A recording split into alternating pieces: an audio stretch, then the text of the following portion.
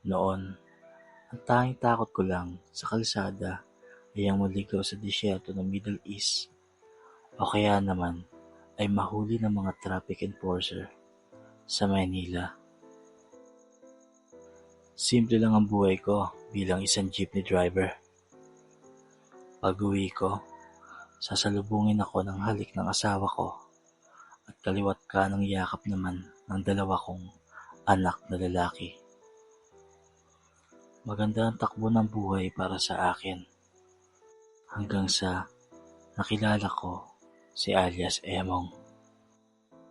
Bagaman hindi ko kasundo ang mga kapatid ko, akala ko nakatagpo na ako ng kapatid sa labas ng tahanan. Galing din ako sa labas, Oka, sabi niya habang nagiinuman kami. Pareho kaming kinalyo ang mga palad, indikasyon ng pagkayod sa ibang bansa.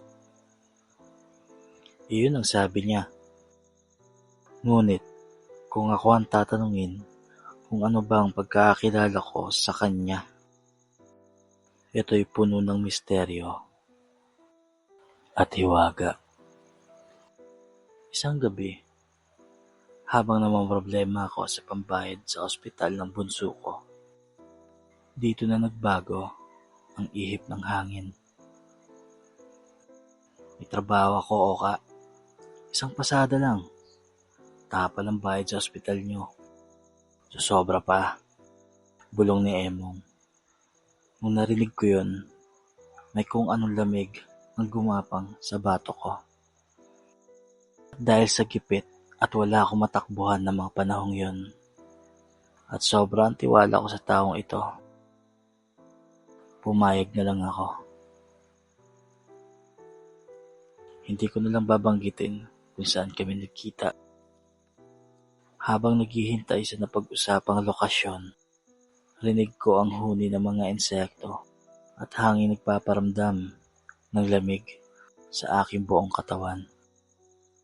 Maya-maya pa, may narinig akong kotseng paparating sa kinaroroonan ko hanggang sa huminto na ang puting van sa harap ko.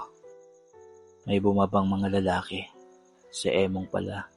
Nakamaskara silang dalawa at yung kasama niya. Kaagad niyang hinagis ang susi sa akin. Napatanong ako sa isipan ko. Ito ba yung trabahong inaalok niya? Medyo nagtataka na rin. Sa likod ng sasakyan, nakita ko ang isang lalaki. Maigpit ang pagkakagapos ng kanyang kamay. May piring ang mga mata nito at may busal sa bibig. Ang bawat palag at ungol niya, tila ba kutsarang kumakamot sa kalawangin kong konsensya. Tahimik ang buong biyahe. Walang imikan. Tanging tunog lamang ng makina ng van at mabibigat na hinga ng mga demonyong nasa likod ko. At bigla na lang naramdaman ko ang pagtapik ni Emong sa kanang balikat ko. Senyales na ihinto ko muna ang sasakyan. Sumunod nun ay huminto kami sa isang bakanting lote. 10 oras na nga talaga ng gabi. Napakatahimik ng paligid at ang layo na kasi namin sa bayan. Sa liwanag ng headlight, nakita ko lahat. Pinanood ko kung paano nila pinagtulungan ng lalaki.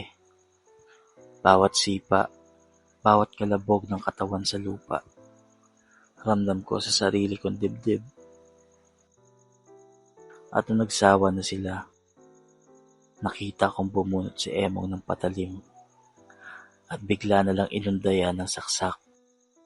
1, 2, 3. Nagkalat ang dugo. Tumigil ang paggalaw ng kaawa-awang lalaki. Nang matapos, agad na lang isinakay ang bangkay sa van at di sinasadyang nagtama ang paningin namin ni Emong sa rearview mirror. Ibang-iba na ang mga mata niya. Nanlilisik, malamig. Tila ba hindi na siya yung Emong na nakilala ko. At bago pa man siya sumakay, napansin kong may tinitignan siya sa tumpok na mga kahoy sa di kalayuan. Segundo rin na nakalipas at muli kong in-start ang van. Nakarating kami sa isang napakaliblib na lugar. Malalim pa ang gabi. Ilang oras pa bago sumikat ang araw. Naririnig ko ang usapan nilang dalawa. Kung susunugin ba raw ang van o kasama ang bangkay. O itatali ba sa bato para ilubog sa ilog. Habang ako'y nasa loob pa rin ng sasakyan, parang gusto kong maglaho. Parang gusto ko na lang lamunin ako ng lupa para lang hindi ko marinig ang mga planong yon. Makaraan pa, nakita kong papalapit si Emong sa akin. May dinukot sa kanyang bag at inabot sa akin ang makapal na sobre. Pagkababa ko sa van, nag-usap kami ng masinsinan. Sinabi niya rin, kailangan ko pa maglakad ng higit 2 oras para lang makarating sa pinakamalapit na kalsada. Habang naglalakad, papalabas ng gubat, ay naiisip ko ang kalagayan na mag-iina ko. Nanginginig at nalalambot ang mga tuhod ko sa bawat hakbang. Dagdagan pa ng kanyang mahigpit na bilin. Oka, magkaibigan tayo. At ito na ang huling pagkikita natin. Heto na ang pera. Pero, wag na wag kang magkakamali magsumbong. Kung hindi, isusunod kita. Hindi ko naman alam na mangyayari to.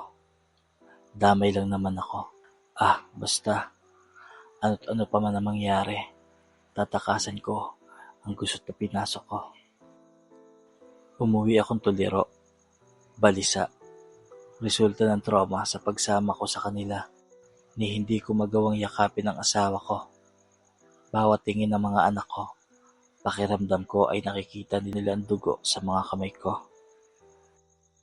Inilihim ko ang mga nangyari, maging ang mga pera. Ni isa, wala nakakaalam, maski asawa ko. Bilang palusot, ay binenta ko ang jeep ko at nagpa siyang manirahan sa probinsya na sa buong akala ko na kapag nagpakalayo-layo na ako mawawala na ang takot na nararamdaman ko. Pero mali ako. Ngayong senior na kami ng asawa ko at buong loob kong pinagmamalaking na ipagtapos ko ang mga anak ko. At sa mga susunod na taon ay maninirahan na kami sa ibang bansa. At aaminin ko, may mga gabi pa rin hindi ako makatulog. Mga multo na nakaraang inilihim ko. Sa tuwing biglaan ako napapalingon sa sulok ng salamin, naalala ko ang mga mata ni Emong. Minsan ay mukhang inosente. Mukha ring disente. Napaisip ako, doon ko natutunan ang pinakamaitim na katotohanan ng buhay. Kung sino pa talaga ang inaakala nating anghel. Sila pa pala ang mga demonyong mas masahol pa sa kinakatakutan nating multo.